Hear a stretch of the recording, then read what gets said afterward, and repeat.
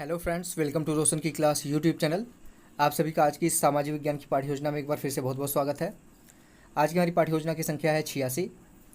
85 पाठ्य योजनाएं रोशन की क्लास यूट्यूब चैनल पे पहले अपलोड की जा चुकी हैं। अगर आप लोगों को उसमें से किसी भी विषय का आपको लेसन प्लान चाहिए यानी कि पाठ्य योजना चाहिए तो आप रोशन की क्लास यूट्यूब चैनल पर जाइएगा और वहाँ पर प्लेलिस्ट में चले जाइएगा। वहाँ पर आपको सब्जेक्ट वाइज सभी लेसन प्लान मिल जाएंगे। तो चलिए दोस्तों, देखते हैं आज का लेसन प्लान। यहाँ पे देख लीजिए, लिखा गया है सबसे पहले पाठ्य योजना संख्या। तो आपको सबसे ऊपर अपने पाठ्य योजना संख्या को लिखना होता है। जितनी भी संख्या आपकी होगी उतना वहाँ पे लिख लीजिएगा। उसके बाद आपको अपने विद्यालय का नाम लिखना होता है। जिस विद्यालय में आप पढ़ते हैं ये नहीं लिखना है, जिस विद्यालय में आप पढ़ाने जाएंगे उस विद्यालय का नाम यहाँ पर लिखा जाएगा।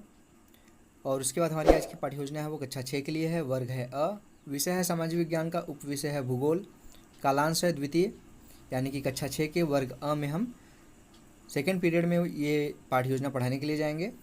अवधि है 40 मिनट की और यहाँ पे दिनांक लिखा जाता है। हमारा आज का दिनांक है 30/6/2020, यानी आज का। यहाँ इससे ये पता चलता है कि अगर आप अपनी फाइल में दिनांक लिखेंगे, इससे ये पता चलेगा कि आप किस दिन लेसन प्लान पढ़ाने के लिए विद्यालय में गए थे। उसके बाद आप देख सकते हैं हमारा आज का प्रकरण है ग्लोब, अक्षांश एवं देशांतर। ये हमारे सामाजिक विज्ञान के जो भूगोल का किताब है कक्षा 6 का, उसका सेकेंड चैप्टर है, ये दूसरा पार्ट है ये। उसके बाद यहाँ पे देख सकते हैं सामान्य उद्देश्य लिखा गया है। सामान्य उद्देश्य हेडिंग डालना होता है। उसके अंदर आपको मिनिमम 4 से 5 पॉइंट लिखने होते हैं और मैक्सिमम 8 से 10 पॉइंट इसमें लिखे जा सकते हैं। सामान्य उद्देश्य के अंतर्गत आप, जैसे आपका विषय है आज का सामाजिक विज्ञान और उप विषय है भूगोल, तो इसको पढ़ाने के बाद आप बच्चों में किन किन चीज़ों का विकास करना चाहते हैं, ये सारी चीज़ें यहाँ पर लिखी जाती हैं सामान्य उद्देश्य में। यहाँ पर देख लीजिए, पहला पॉइंट लिखा गया छात्रों में भूगोल विषय के प्रति रुचि एवं जिज्ञासा का विकास करना। दूसरा पॉइंट है छात्रों को भौगोलिक तथ्यों का ज्ञान कराना। तीसरा पॉइंट है छात्रों को भौगोलिक परिस्थितियों का ज्ञान कराना। चौथा पॉइंट है छात्रों का सामाजिक व मानसिक विकास करना। और पांचवा पॉइंट है छात्रों को समाज विज्ञान की उपयोगिता बताना। ये थे सामान्य उद्देश्य के 5 पॉइंट। अगर आप लोगों को लगे कि काफ़ी तेज़ी से वीडियो आगे चल रही है तो आप वीडियो को रोक लिया करिए, लिख लिया करिए, गलती मत की थोड़ा सा भी गलती मत किया करिए, क्योंकि फाइल में अगर कट पिट हो जाता है तो अच्छा नहीं लगता। इसलिए वीडियो को रोक के आराम से लिख लीजिए, फिर वीडियो को प्ले कर दीजिए। अब इसके बाद सामान्य उद्देश्य के बाद हेडिंग आता है हमारा विशिष्ट उद्देश्य। विशिष्ट उद्देश्य में आपको मिनिमम, पहले मैं बता दूं कि 3 पॉइंट लिखने होते हैं, मैक्सिमम 5 से 6 पॉइंट इसमें लिखा जा सकता है। और इसमें आपके प्रकरण के ऊपर, यानी कि आज का जो टॉपिक है आपका, जो पाठ पढ़ाने जा रहे हैं, उसको पढ़ाने से बच्चों में क्या क्या आप विकास करना चाहेंगे, उनके ज्ञान में क्या वृद्धि करना चाहेंगे, ये सारी चीज़ें इसमें लिखी जाती हैं विशिष्ट उद्देश्य के अंतर्गत। इसमें हम देख लीजिए, पहला पॉइंट है छात्र ग्लोब के बारे में जानकारी प्राप्त कर सकेंगे। दूसरा पॉइंट है छात्र अक्षांश एवं देशांतर रेखाओं की व्याख्या कर सकेंगे। तीसरा पॉइंट है छात्र रेखाओं के बारे में और जानकारी प्राप्त कर सकेंगे। चौथा पॉइंट है छात्र ग्लोब तथा विभिन्न प्रकार की रेखाओं का प्रत्यास्मरण कर सकेंगे। तो ये है विशिष्ट उद्देश्य के 4 पॉइंट। अब विशिष्ट उद्देश्य के बाद हमारा हेडिंग आता है शिक्षण सहायक सामग्री। शिक्षण सहायक सामग्री सभी को पता है, उस सभी सामग्रियों को यहाँ पे लिखना होता है जो कि आप एज ए शिक्षक या फिर छात्राध्यापक छात्राध्यापिका आप यूज करते हैं अपनी 40 मिनट की क्लास में पढ़ाने के लिए। वो सारी चीज़ें यहाँ पे लिखी जाती हैं। तो यहाँ पे देख लीजिए, लिखा गया चौक, डस्टर, लपेट, श्यामपट्ट, चार्ट और मानचित्र। चार्ट पे आप ग्लोब का फिगर बना के ले जा सकते हैं और मानचित्र पे आप अक्षांश एवं देशांतर रेखाएं उस पर प्रदर्शित करके ले जा सकते हैं। उसके बाद आता है हमारा अगला हेडिंग पूर्व ज्ञान। पूर्व ज्ञान में आपको लिखना है छात्र ग्लोब तथा ग्लोब पर बनी रेखाओं की सामान्य जानकारी रखते हैं। ये पूर्व ज्ञान था। पूर्व ज्ञान के बाद आता है हमारे लेसन प्लान का सबसे इंपॉर्टेंट पॉइंट, प्रस्तावना प्रश्न। प्रस्तावना प्रश्न किसी भी लेसन प्लान की जान कही जा सकती है, क्योंकि प्रस्तावना प्रश्न में ऐसे प्रश्न बनाने होते हैं जिससे बच्चों के पूर्व ज्ञान का उनके वर्तमान ज्ञान, इस समय जो वो ज्ञान ले रहे हैं, उससे जोड़ना होता है। यानी कि प्रस्तावना जो प्रश्न होता है एक तरीके से पुल का काम करता है, ब्रिज का काम करता है, जिसमें बच्चों के पूर्व ज्ञान को वर्तमान के ज्ञान से जोड़ा जाता है। तो यहाँ पे देख लीजिए, मिनिमम आप प्रस्तावना प्रश्न में, पहले मैं बता दूँ कि 3 कॉलम बनाने होते हैं। इसका फॉर्मेट ऐसे होता है, सामने जो आपको दिख रहा है क्रम संख्या होता है, फिर छात्राध्यापक कथन होता है। अगर आप छात्राध्यापिका हैं तो छात्राध्यापिका लिख लीजिए यहाँ पे। उसके बाद छात्र छात्रा क्रिया। तो यहाँ पे देख लीजिए क्रम संख्या है, इसमें क्रम संख्या में 1 2 3 4 जो भी है आप लिखेंगे प्रश्न की संख्या। उसके बाद इसमें मिनिमम 3 प्रश्न पूछ के अपना प्रकरण निकलवा सकते हैं आप, मैक्सिमम 5 से 6 प्रश्न इसमें पूछे जा सकते हैं। तो देख लीजिए, पहला प्रश्न छात्राध्यापक करेगा छात्रों से, छात्रों हम लोग किस ग्रह पर रहते हैं, तो बच्चे बता देंगे पृथ्वी पर। दूसरा प्रश्न फिर आएगा उसके बाद, पृथ्वी के भौगोलिक आकार को हम कैसे देख सकते हैं, तो बच्चे बता देंगे ग्लोब के द्वारा। तीसरा प्रश्न है, ग्लोब पर खींची रेखाओं को आप किस नाम से जानते हैं, तो बच्चे बता देंगे अक्षांश एवं देशांतर रेखाएं। अब चौथा प्रश्न यहाँ पे बनता है, इन रेखाओं में से कौन सी अक्षांश रेखा है, कौन सी देशांतर रेखा है, ये अगर पूछ लेंगे आप तो वो नहीं बता पाएंगे इस चीज़ को, तो वो हो जाएंगे मौन। ये हो जाएगा उनके लिए समस्यात्मक प्रश्न। तो ये था 4 प्रश्न आपका प्रस्तावना प्रश्न का। एक बार फिर से आप देख लीजिए, वैसे वीडियो को रोक के भी आप आराम से देख के लिख सकते हैं।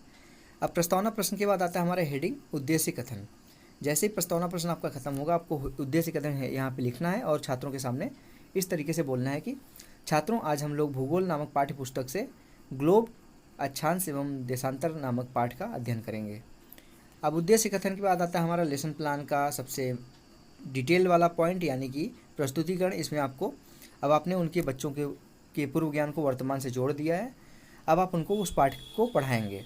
तो यहाँ पे देख लीजिए प्रस्तुतिकरण लिखा गया सबसे ऊपर, और प्रस्तुतिकरण कोशिश करिए दो पेज मिला के बनाइए, एक दूसरे के जो सामने पेज होते हैं, जिस तरीके से आपको यहाँ पे दिख रहा है। इसमें देख लीजिए, मैं जूम करके दिखा देता हूँ यहाँ पे कि पहले पेज पे आपको देख लीजिए यहाँ पे लिखा गया है शिक्षण बिंदु और छात्राध्यापक कथन पहले पेज पे, और दूसरे पेज पे यहाँ पे लिखा गया छात्र छात्रा क्रिया, शिक्षण विधियाँ और श्यामपट्ट कार्य। तो एक एक करके मैं दिखाता जाऊँगा, आप नोट करते जाइएगा वीडियो को रोक के। यहाँ पे सबसे पहले विकासात्मक प्रश्न पूछ लीजिए बच्चों से। ग्लोब से आप क्या जानकारी प्राप्त कर सकते हैं? तो बच्चे यहाँ पे छात्र छात्रा कथन में इसका जवाब देंगे, उत्तर देंगे। पृथ्वी के बाहरी आकार के विषय में इससे हम जानकारी प्राप्त करते हैं। उसके बाद दूसरा प्रश्न यहाँ पे बच्चों से पूछिए पृथ्वी का स्वरूप कैसा है? तो इसको बच्चे नहीं बता पाएंगे, तो ये उनके लिए हो जाएगा समस्यात्मक। अब इसके बाद शिक्षण विधियों में लिख दीजिए यहाँ पर प्रश्नीकरण विधि, ये प्रश्न पूछ रहे थे आप, तो ये हो जाएगा प्रश्नीकरण विधि। अब इसके बाद आप जब वो बच्चे पृथ्वी का स्वरूप नहीं बता पाए प्रश्न, तो उसके बाद आप स्पष्टीकरण दीजिए कि ग्लोब वैज्ञानिकों द्वारा बनाया गया पृथ्वी का छोटा प्रतिरूप है। ग्लोब से हम अपने देश और संसार की बहुत सी रोचक बातें जान सकते हैं, जैसे दिन रात होने की प्रक्रिया, किसी देश या स्थान की स्थिति, ये सारी चीज़ें हम ग्लोब से जान सकते हैं। छात्र छात्रा कथन में लिखिए छात्र छात्रा ध्यानपूर्वक सुनेंगे। व्याख्यान विधि था, तो यहाँ पे व्याख्यान विधि लिख दीजिए। आप व्याख्या दे रहे थे, स्पष्टीकरण दे रहे थे, तो ये हो जाएगा व्याख्यान विधि। अब श्यामपट्ट कार्य में आपको मुख्य बिंदु लिखना है। श्यामपट्ट पे सारी चीज़ें नहीं लिखी जाती, इंपॉर्टेंट चीज़ें ही लिखी जाती हैं। तो यहाँ पे देख लीजिए लिखा गया है ग्लोब वैज्ञानिकों द्वारा बनाया गया पृथ्वी का छोटा प्रतिरूप है। अब ग्लोब हो गया। अब दूसरे पॉइंट में लिखिए शिक्षण बिंदु में अक्षांश रेखाएं। अब अक्षांश रेखाओं के बारे में यहाँ पे बता दीजिए। अगर यहाँ पे आपको लगे कि कम चीज़ें लिखी गई तो इससे ज़्यादा बढ़ा के आप लिख सकते हैं, इसमें कोई रोक टोक नहीं होता कि कितना लिखना कितना नहीं। आप अपने पेज के हिसाब से, जितना भी पेज आप यूज कर रहे हैं पाठ्य योजना बनाने के लिए, उतने के हिसाब से आप लिख लीजिएगा। तो यहाँ पे देख लीजिए लिखा गया है अक्षांश रेखाओं के बारे में छात्राध्यापक कथन में, भूमध्य रेखा के समांतर किसी भी स्थान की उत्तरी तथा दक्षिणी ध्रुव को खींची गई रेखाएं अक्षांश रेखाएं कहलाती हैं। भूमध्य रेखा को 0 अंश अक्षांश रेखा माना जाता है। सभी अक्षांश रेखाएं परस्पर समांतर और पूर्ण वृत्त होती हैं। छात्र छात्रा कथन में लिख दीजिए छात्र छात्रा आप ध्यानपूर्वक सुनेंगे। यह भी व्याख्यान विधि थी, तो यहाँ पे व्याख्यान विधि लिख दीजिए। और यहाँ पे श्यामपट्ट कार्य में देख लीजिए लिखा गया है अक्षांश रेखाएं समांतर होती हैं, और यहाँ पे 3 प्रमुख अक्षांश रेखाओं के बारे में लिख दिया गया, उनका नाम विषुवत रेखा, कर्क रेखा और मकर रेखा। उसके बाद आता है हमारा लास्ट में देशांतर रेखा। अब यहाँ पे देशांतर रेखाओं के बारे में छात्राध्यापक अपनी व्याख्या देगा। उत्तरी ध्रुव से दक्षिणी ध्रुव को मिलाने वाली 360 रेखाओं को देशांतर रेखाएं कहा जाता है।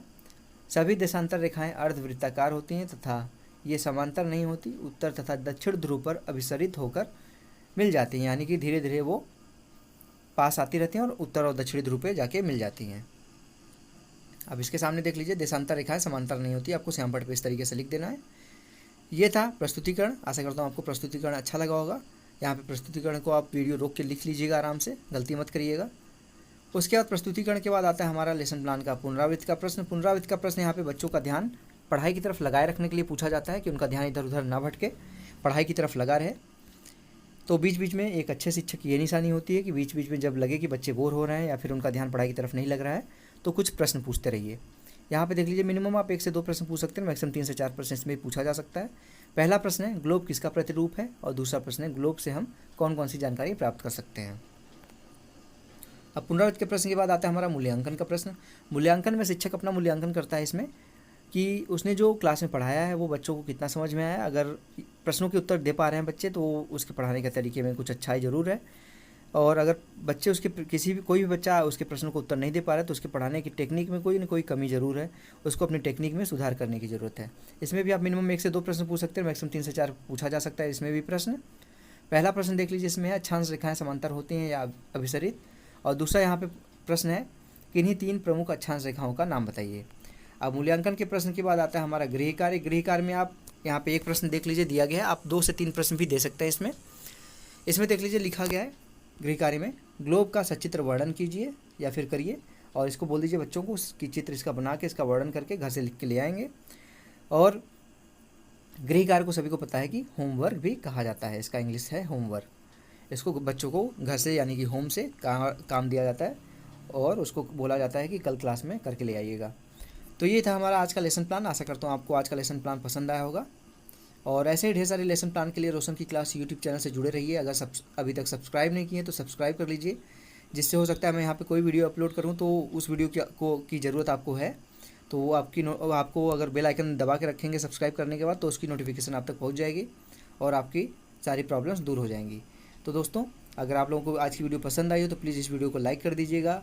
अपने दोस्तों के साथ व्हाट्सएप, फेसबुक कहीं पे भी आप जुड़े हुए हैं किसी ग्रुप में तो उस पर शेयर कर दीजिए, जिससे उनकी भी हेल्प हो सके। और रोशन की क्लास यूट्यूब चैनल पे बने रहिए। ऐसी ढेर सारी वीडियो यहाँ पे रेगुलर बेसिस पे अपलोड होती रहती हैं। और यहाँ पे सुपर टेट की भी अगर आप तैयारी करना चाहते हैं तो सुपर टेट की हाई क्वालिटी यहाँ पे आपको तैयारी करने का मौका मिलेगा। जिसलिए रोशन की क्लास यूट्यूब चैनल से जुड़े रहिए। यहाँ पे जो भी मैं यहाँ पे प्रश्न बताता हूँ उसमें कोई भी गलती होने के चांसेस नहीं होते, चाहे वो मैथ का हो। इसमें मैं मैथ, रीजनिंग और कंप्यूटर की क्लास चला रहा हूँ। सोमवार मंगलवार आपका रीजनिंग चलता है, बुधवार बृहस्पतिवार आपका मैथ चलता है और शुक्रवार शनिवार आपका कंप्यूटर चलता है। ये जब तीनों सब्जेक्ट खत्म हो जाएंगे उसके बाद फिर से 3 सब्जेक्ट और आ जाएंगे। जैसे कि आपको पता है कि सुपर टेट में 12 से 14 सब्जेक्ट हैं, तो उसको अगर तैयारी करना है तो कम से कम आपको 8 से 10 महीने या 1 साल लगेंगे। तो दोस्तों, मिलते हैं नेक्स्ट वीडियो में। तब तक के लिए आप लोगों का बहुत बहुत धन्यवाद। जय हिंद, वंदे मातरम।